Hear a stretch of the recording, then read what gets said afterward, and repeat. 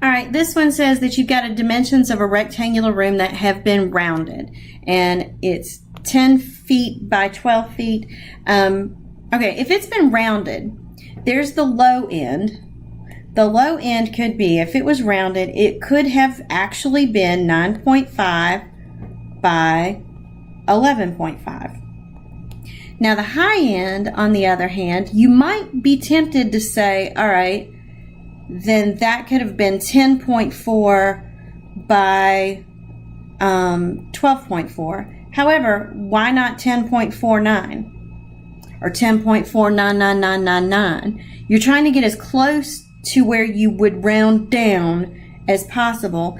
And the only way you can do that is go ahead and figure out, well, okay, suppose that it's the very highest that it cannot be.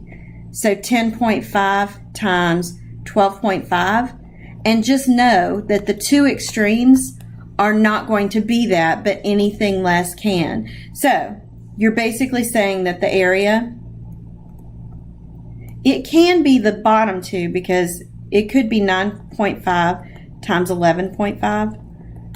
But the top, you would not put the or equal sign on it because you know that it actually can't be that. It just has to be something, even the tiniest bit of a fraction lower than that. And so it wants to know what then is the area. And so it's 9.5 times 11.5 is about 109.25. It's actually exactly 109.25.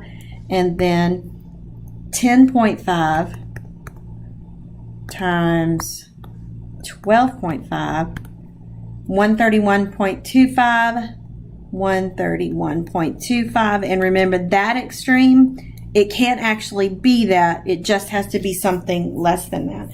So the area that it's asking for is what's the tolerance interval. It can be between 109.25, so I'm going to rule those two out, and 131.25, so the answer is C.